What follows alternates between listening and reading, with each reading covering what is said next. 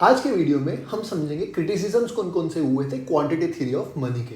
पिछले दो वीडियोस में हमने समझा था क्वांटिटी थ्योरी ऑफ मनी जो फिशर ने दी थी वो क्या था और उसके एजम्पशंस क्या थे। आज के वीडियो में बहुत सारे जन थे जिन्होंने क्रिटिसाइज किया था फिशर को, उनकी जो इक्वेशन थी उसके लिए। तो आज हम वही कुछ क्रिटिसिज्म्स पढ़ते हैं। सबसे पहला क्रिटिसिज्म था equation of exchange is a truism. मतलब फिशर ने कुछ भी नया नहीं बताया था, उसने ऑलरेडी वो चीज़ बताई थी जो सबको पता ही था। एग्जाम्पल के तौर पे हमको पता है 2 × 2 4 होता है, तो उसने नया बता दिया 4 × 1 भी 4 होता है। मतलब किसी चीज को अलग तरह से प्रेजेंट करने को कुछ नया नहीं बोलते। जो ऑलरेडी प्रूव थियरी थी उसी को उसने वापस से अलग ढंग से बताया था। ये था पहला क्रिटिसिज्म, तो वो लिखा हुआ है Fisher equation of exchange is a truism, that is it seeks to prove which is self proven. जो ऑलरेडी सेल्फ प्रूवन है वही वो प्रूव करने की कोशिश कर रहे थे। Just as no proof is needed to prove that 2 × 2 makes 4, so also means payment must be equal to actual payment. जैसे 2 × 2 = 4 होता है, ये चीज प्रूव करने की जरूरत नहीं होती, वैसे ही फिशर ने जो थियरी बताई थी वो ऑलरेडी सेल्फ प्रूवन ही थी। Second, unrealistic assumptions. जो एजम्पशंस लिए थे जैसे टोटल नंबर ऑफ ट्रांजैक्शंस हमेशा कांस्टेंट रहेंगे, number of barter transaction same रहेंगे, लॉन्ग रन में ही थियरी काम करेगी, फुल एम्प्लॉयमेंट का एजम्पशन, ये सारे एजम्पशंस जो हैं वो अनरियलिस्टिक हैं। तो वो लिखा हुआ है According to him, factors like volume of transaction, velocity of circulation of money, methods and technique of production, population of country, output per capita income, etc. do not change in short run. ये सारे factors change नहीं होते, ये सब constant रहते हैं, जो असली में होता नहीं है। ये सारी चीज़ें शॉर्ट रन में भी चेंज होती है, लेकिन उसका जो एजम्पशन है कि ये सारी चीज़ें शॉर्ट रन में चेंज नहीं होती, ये एक फॉल्टी एजम्पशन है। Third, the different variable of equation are interrelated with each other.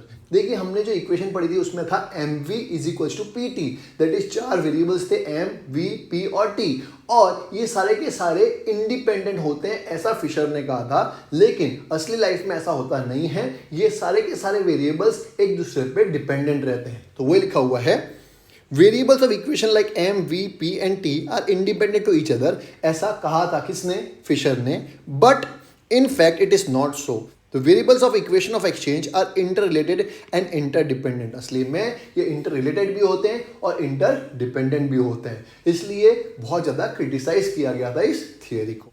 Fourth, the theory emphasis only on the medium of exchange function of money. देखिए अगर आपने मेरे सारे वीडियोस देखे हो तो मैंने सबसे पहले वीडियो में बताया था फंक्शंस ऑफ मनी के फंक्शंस ऑफ मनी बहुत सारे होते हैं, जैसे मीडियम ऑफ एक्सचेंज हो गया, स्टोर वैल्यू हो गया, ट्रांसफर ऑफ वैल्यू हो गया, स्टैंडर्ड डिफर्ड पेमेंट हो गया। वैसे बहुत सारे फंक्शंस होते हैं, लेकिन फिशर भाई साहब ने सिर्फ और सिर्फ एक ही फंक्शन के ऊपर एम्फेसिस दिया है, that is medium of exchange. बाकी सारे फंक्शन के ऊपर उसने एम्फेसिस नहीं दिया था, इस वजह से भी उसकी थियरी को बहुत ज्यादा क्रिटिसाइज किया गया था। Fifth, the theory ignores the influence of non monetary factors.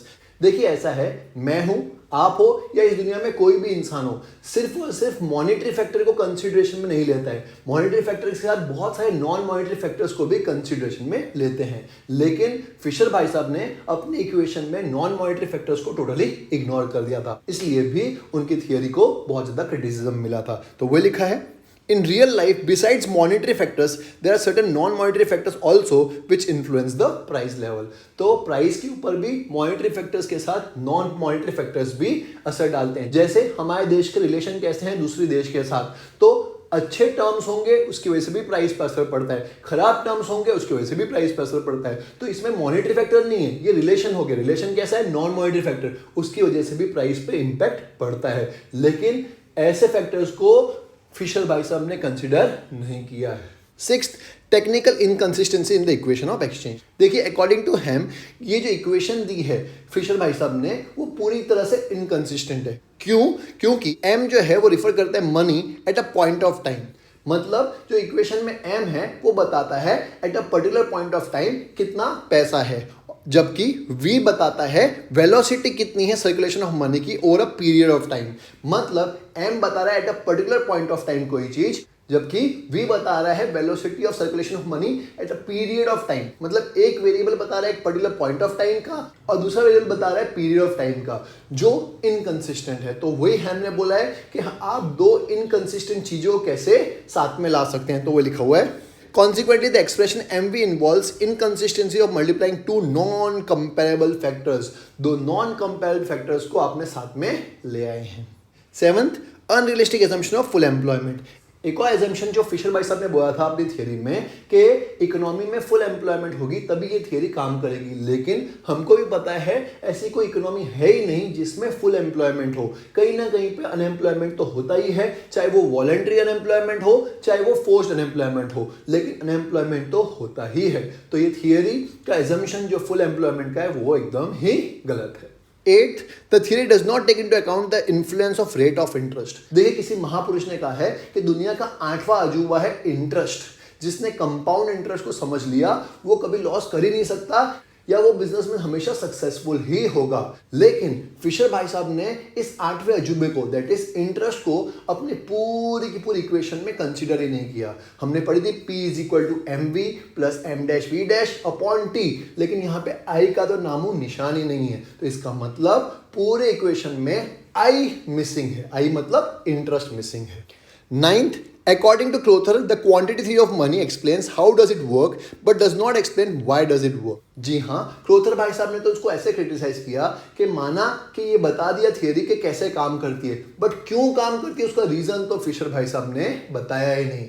मतलब mv = pt होता है ये तो बता दिया, लेकिन ऐसा क्यों होता है वो फिशर भाई साहब ने अपनी थियरी में नहीं बताया। 10th, the theory is a static theory and explains long run phenomenon। देखिए फिशर भाई साहब ने बोला कि जो थियरी है सिर्फ लॉन्ग रन फिनोमिनन में काम करती है, लेकिन हमको भी पता है कि बहुत सारे फैक्टर्स होते हैं जो शॉर्ट टर्म में भी चेंज होते हैं, तो शॉर्ट रन में काम नहीं करती। ये एक और क्रिटिसिज्म हो गया इस थियरी का कि ये सिर्फ और सिर्फ लॉन्ग रन में काम करती है और वो भी ठीक से काम नहीं करती। और last, the theory lays too much emphasis on general price level rather than relative price movements।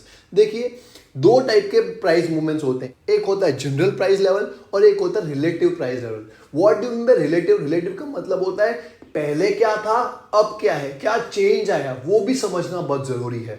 हम पहले इतना था अब इतना हो गया तो इतने का चेंज आया, तो चेंज को समझना बहुत जरूरी होता है। लेकिन ये जो थियरी है ये सिर्फ और सिर्फ जनरल प्राइस लेवल को कंसीडरेशन में लेती है, रिलेटिव प्राइस लेवल को कंसीडर करती ही नहीं है, तो इसलिए भी इसकी बहुत ज्यादा क्रिटिसिज्म हुई थी। सिंपल। तो ये थे 11 क्रिटिसिज्म्स किसके? फिशर्स की क्वांटिटी थ्योरी ऑफ मनी के। मुझे उम्मीद है आपको 11 के 11 क्रिटिसिज्म समझ में आए होंगे और कैसे लिखना है वो भी समझ में आया होगा। अगर आपको लग रहा है मेरे वीडियो आपको हेल्प आ रहे हैं तो प्लीज मेरे चैनल को सब्सक्राइब करना मत भूलिएगा और अपने फ्रेंड्स के साथ जरूर शेयर करिएगा। मिलते हैं नेक्स्ट वीडियो में एक नए टॉपिक के साथ। बाय।